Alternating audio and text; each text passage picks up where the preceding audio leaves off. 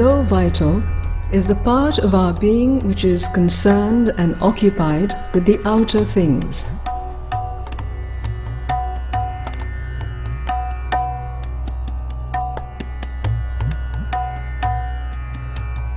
Its movements are experienced as hungers, cravings, small desires, impulses, and enjoyments.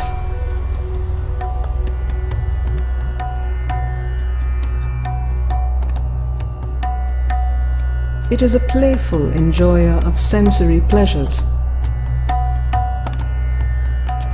It prefers to stay within the zone of physical comforts. However, it is fickle and impulsive and gets carried away by temptations. There are many marketing tricks designed to tempt this part of our being. It seeks new sensations.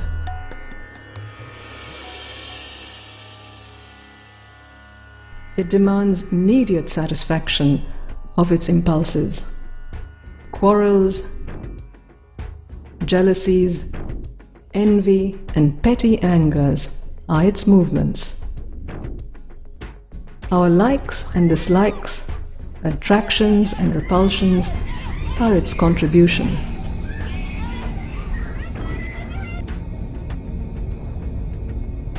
Greed and lust are its perverse movements.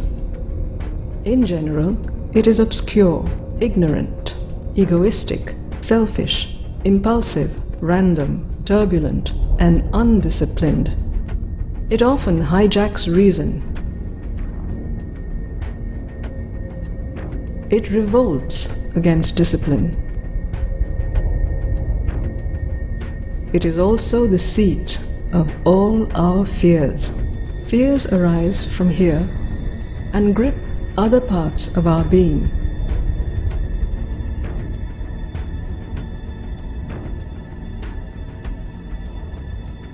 Many traditions have tried to demonize the low vital. The ascetic denial is a common way. But integral yoga demands not a denial, but a mastery over the lower vital and its transformation. The first step towards such mastery is to stand back from the lower vital impulses and observe it with detachment. Then, to bring it under the control of reason.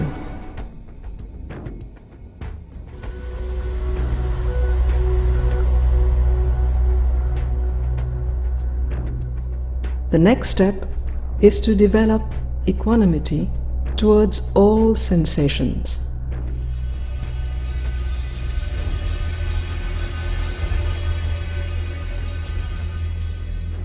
Further, the senses can be refined through beauty and aesthetic delight. When the psychic influence permeates the lower vital, it opens to a deeper transformation and refinement.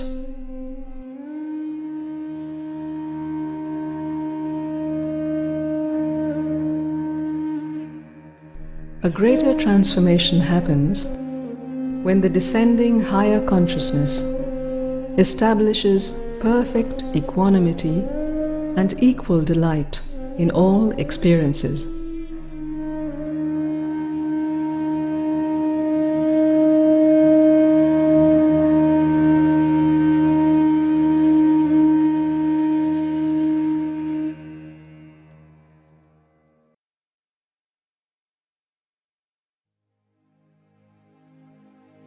The central vital is the most dynamic expression of the life force in us. Its movements are experienced in the region of the navel. A strong central vital is one that is full of life force and has great energy. It is courageous and heroic. It is ambitious.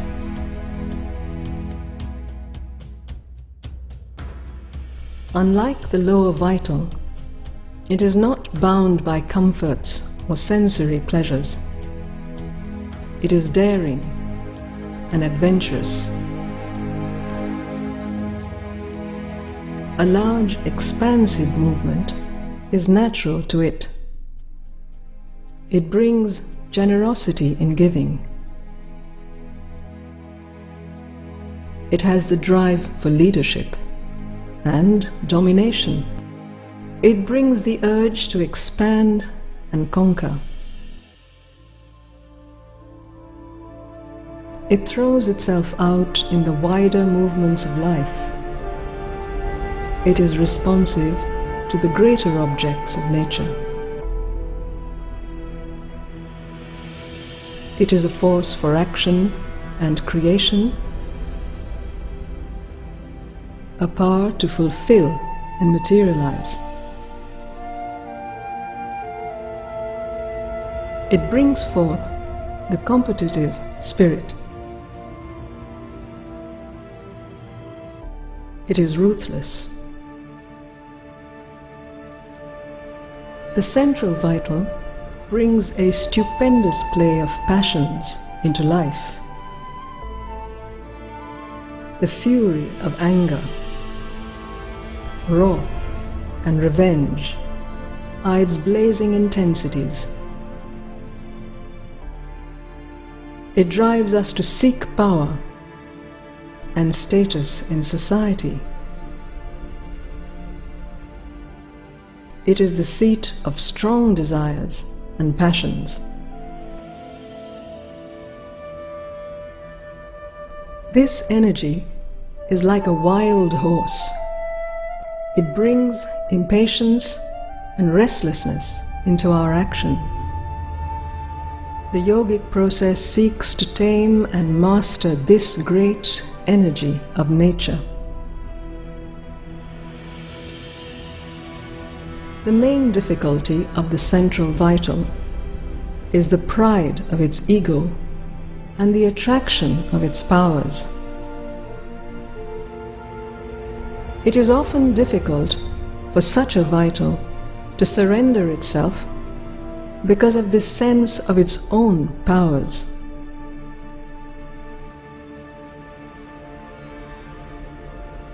The power of reason and strong self-discipline are helpful in mastering the central vital, but not sufficient.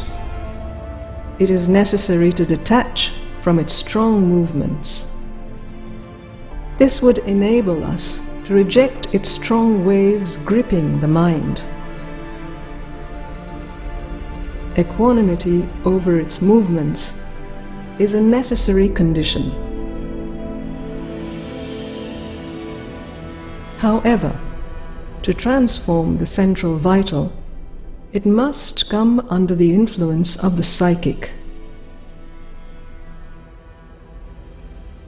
In the later stages of yoga, the descending higher consciousness takes up and transforms the central vital into a divine instrument.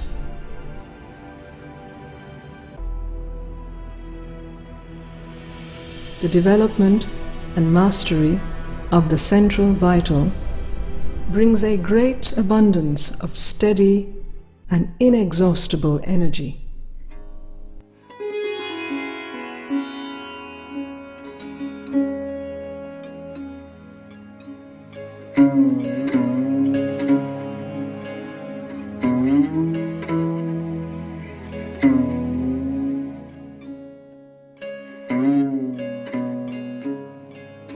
The higher vital is the emotional being in us. It covers the field of emotions rather than sensations and desire. It is the seat of all our feelings experienced in the heart region. Our love and joy, sorrow and grief, hopes and despair are the easily observable movements of the higher vital. It brings the thirst of emotional intimacy and bonding. In human relationships, emotional intimacy easily moves towards the sensual intimacy that is a lower vital movement. Family spaces are the most common playground of the emotional being. Emotionalism and sentimentality are the common expressions of the higher vital. This emotional being is responsible for our emotional attachments and vulnerability.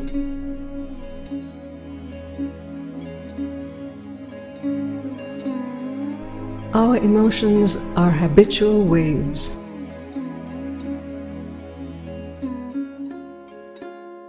Their action is largely regulated by emotive memory.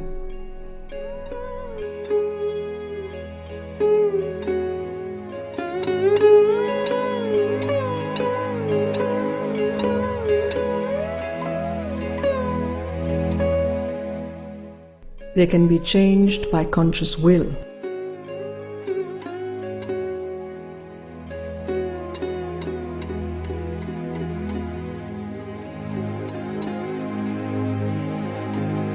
The deformations of the emotional being come from the duality of emotional attractions and repulsions.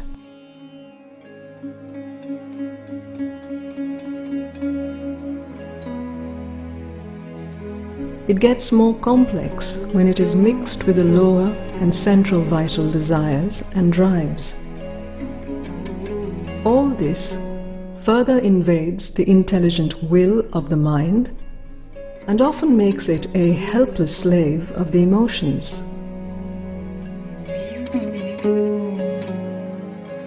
A vigilant rejection of these mixtures is a necessary step in the purification of the mind and emotions.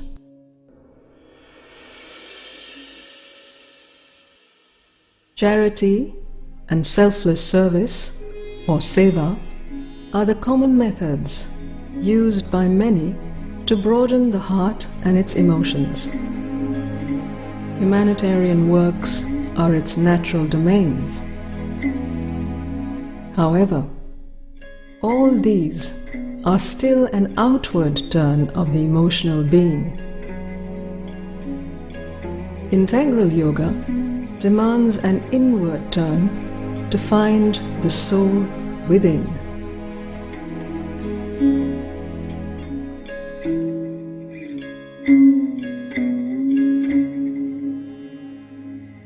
Compared to the lower and central vital, the higher vital is much easier to surrender. The more it gets influenced by the psychic, the more the emotional being gets refined. The yoga of love, bhakti yoga, turns the emotional being towards the divine and seeks intimacy and union with the divine. When the heart is purified, the vital emotions change into psychic feelings.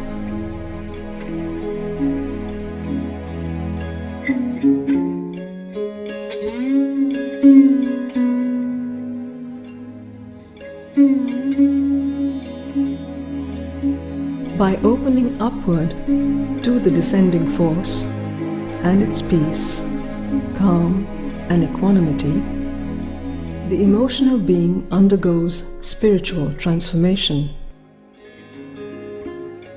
The purified heart has a universal love.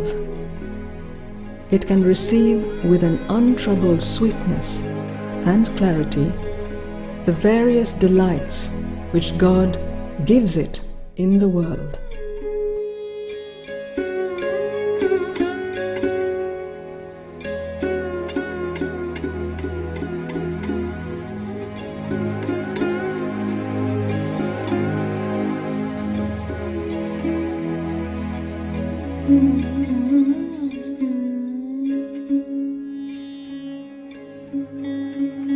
The mind deals with our cognition and intelligence. The mental vision and will are part of this intelligence. It can envision future possibilities. It can interpret the past.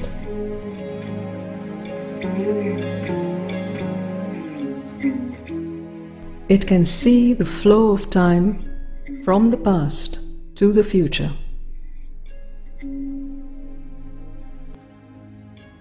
The mind lives in its thoughts and ideas of the past, present, and the future.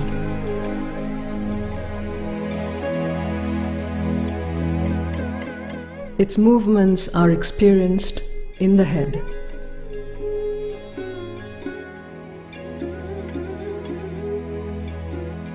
The human mind has an evolutionary past.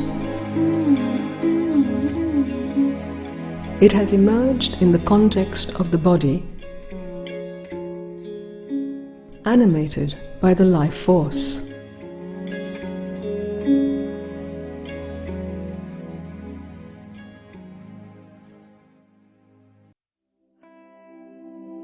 Both the physical and the vital have their corresponding parts in the mind.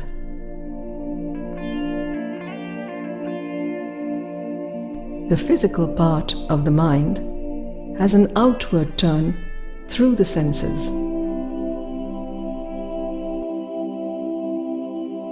The vital part of the mind views everything through its emotions and desires. It is only in the mind proper that intelligence and will are free from limitations of the senses, emotions, and desires. In our normal state, all these three parts are mixed up.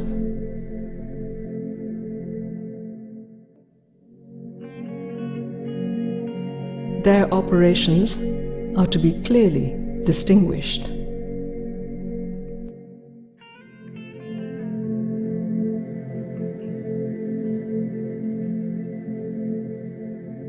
However, this is only a surface consciousness.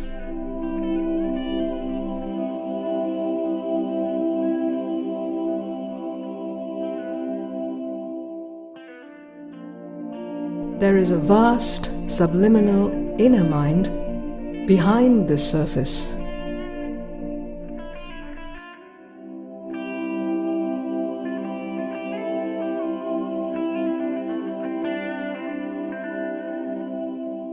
There are also the spiritual ranges of the mind above.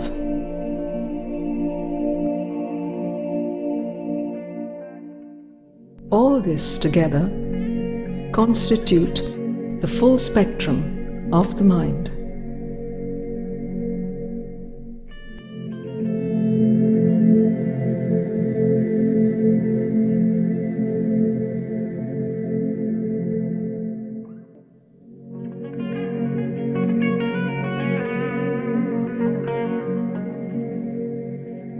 In our normal waking state, we access only the surface parts.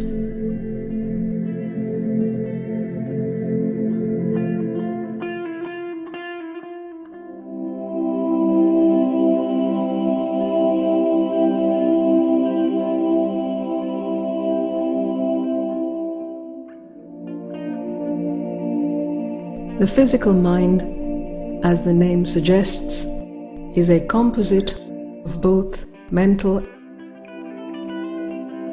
and physical consciousness.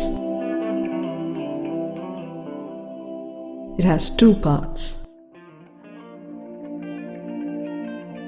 Physical involved in the mind creates the physical mental or the externalizing mind. It is occupied with the externalization of the mind. The mind involved in the physical creates the mental physical. It is the mechanical or habitual mind. The externalizing mind is part of the mental consciousness, whereas the mental physical is part of the physical consciousness. They are closely tied and work together. The physical mind may mean any one of these two or both together.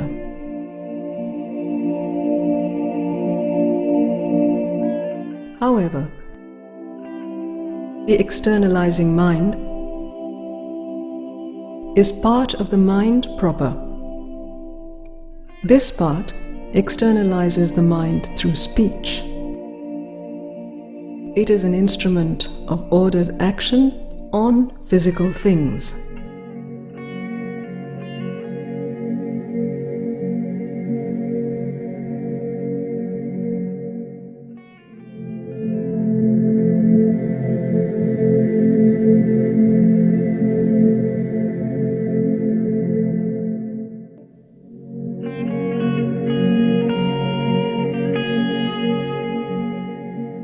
Has a practical mentality based on the outer world experience.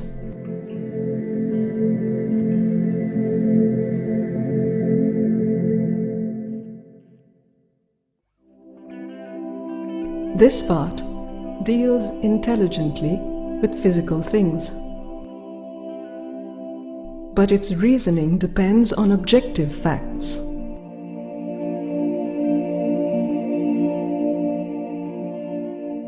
It can even arrive at objective truths of the physical world that cannot be seized by our senses.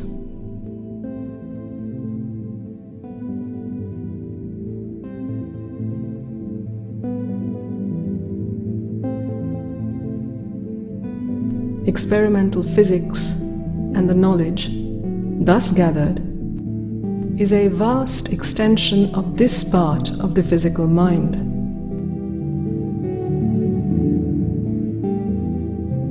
But when it has to deal with supraphysical things, it becomes incompetent. The physical mind thinks of God and spirit as abstract concepts. Even when it has spiritual experiences, finds it difficult to believe them and forgets them easily. It lives in rigid thought formulas and habitual grooves of thought. Narrowness and doubt are the chief defects of the physical mind.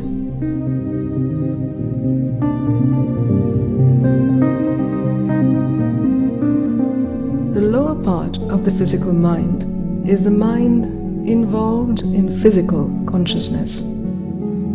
It is the mental physical or the mechanical mind. This part is closely tied to the externalizing mind. When left to itself, it will simply go on repeating past customary thoughts, ideas, and reactions.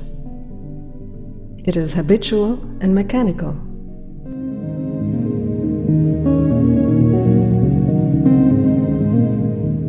It is animated by the physical consciousness, not the rational intelligence.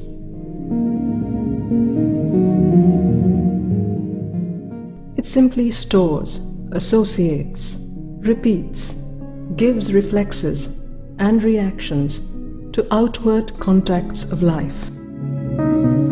The mechanical mind is necessary for the maintenance of things gained through the outer life experiences. It is by conservation and repetition that nature does that. The subconscient is the basis of conservation.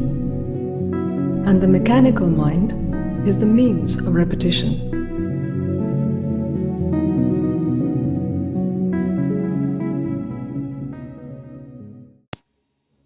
Alegrémonos, porque la locura absoluta que estamos experimentando es una ilusión que está obligando a más y más personas a despertar.